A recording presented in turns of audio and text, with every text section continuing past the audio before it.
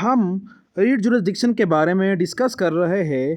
पिछले डिस्कशन में हम को वारंटो के बारे में डिस्कस कर चुके हैं कि को वारंटो क्या होता है और उसका पर्पस क्या है और उसके लिए कंडीशन क्या है। हमारे सामने जो अभी प्रेसिडेंट है इसमें भी को वारंटो के बारे में एक्सप्लेनेशन दी गई है और वाज़ेह कर दिया गया है कि कब जो को वारंटो का रीट है वो इशू होता है। तो जो प्रेसिडेंट है केस ला है 2021 CLC पेज जो है 718 इस्लामाबाद हाई कोर्ट की जजमेंट है, केस ला है। जो आतर है या जिसने ये वर्डिक डिसीजन दी है वो है जस्टिस लुबना सलीम परवेज़। इसमें एक्सप्लेन किया गया है पैरा ए जो है कॉन्स्टिट्यूशन ऑफ पाकिस्तान आर्टिकल 199 जो रीट जुरिस्डिक्शन को एक्सप्लेन करता है उसमें है 1B2 में writ of quo warranto exercise of jurisdiction, यानी को वारंटो का रीट इशू करना है तो इसके लिए कंडीशन है, प्री कंडीशंस।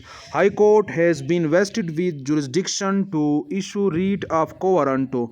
अब को वारंटो किसके खिलाफ जारी होता है? Against holder of public office if the court is satisfied that post is held by person who is incompetent and does not possess required qualification for post and is appointed in violation of procedure prescribed in statutes। तो यहाँ पर बताया गया कि writ of quo warranto issue होता है against public office holder. और क्यों जारी होता है, किन बुनियाद पे? क्योंकि जो पर्सन है वो एक तो इनकम्पिटेंट है, एक वजह ये हो सकती है, या दूसरी ये है कि उसकी क्वालिफ़िकेशन पूरी नहीं है और जो प्रोसीजर बताया गया है उसकी वायलेशन में उसकी तकर्री हुई है, अपॉइंटमेंट हुई है। यही मसला और यही प्रिंसिपल डिस्कस हुआ है 2000 SCMR पेज जो है 1720 और 2011 PLCC.S पेज जो है 785 और मज़ीद जो रेफरेंस दिए गए हैं इसमें यही प्रिंसिपल एड्रेस किया गया है।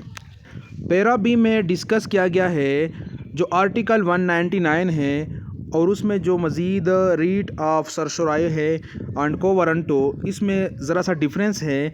जो एग्रीव्ड पर्सन है is the significant distinctive fact, ये बुनियादी फैक्ट होता है यानी बुनियादी चीज़ है, एग्रीव्ड पर्सन होना लाजिम है। लेकिन रीट ऑफ को वारंटो जो है can be moved by any person from public at large inclusive, यानी इंक्लूसिव एवरीवन, हर एक शामिल है पब्लिक से। जो भी इंडिविजुअल है वो रीट ऑफ को वारंटो दायर कर सकता है इंक्लूसिव ऑफ एग्रीव्ड पर्सन, यानी वो एग्रीव्ड पर्सन ही शुमार किया जाता है क्योंकि वो पब्लिक ऑफिस के खिलाफ जा रहा है और उस पब्लिक ऑफिस में उसका शेयर है क्योंकि वो भी पब्लिक में से है।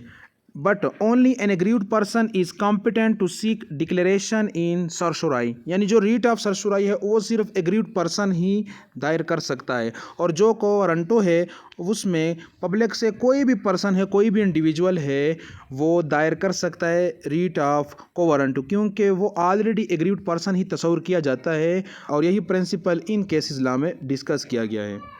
मज़ीद एक्सप्लेन हुआ है constitution of Pakistan article 199 writ of quo warranto. Pre condition है उसके लिए एसेंशियल एलिमेंट है which give rise to invoke jurisdiction of high court for seeking writ of quo warranto is holding of public office by any person who either is not competent for the office और occupying the office unlawfully and without authority, यानी जो भी बंदा मुसल्लत हो चुका है किसी office पर, जो सरकारी ऑफिस है, पब्लिक ऑफिस है, उसके खिलाफ रीट ऑफ को वारंटो जारी होता है। और यहाँ पर जो बात चल रही है वो वाइस चांसलर है जिसकी तकर्री हुई है और उस तकर्री को चैलेंज किया गया है क्योंकि जो एक्ट है या जो ऑर्डिनेंस है जिसके तहत यूनिवर्सिटी चल रही है उसमें जो तकर्री बताई गई है कि वाइस चांसलर जो है इस तरह वो अपॉइंट किया जाएगा, अब उसकी वायलेशन क्लेम किया गया है और इस बुनियाद पर रीट ऑफ को वारंटो दायर किया गया है।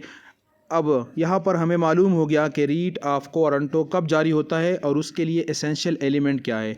बहुत डिटेल के साथ एक्सप्लेन हो गया और प्रीवियस डिस्कशन में भी हम डिस्कस कर चुके हैं। तो ये हो गया रीट ऑफ जुरिस्डिक्शन में को वारंटो। इसके बाद मज़ीद हम डिस्कस करेंगे जो बाकी रीट्स है, रिक्वायरमेंट्स है और एसेंशियल प्रिंसिपल एलिमेंट्स और कंडीशन रूल्स है।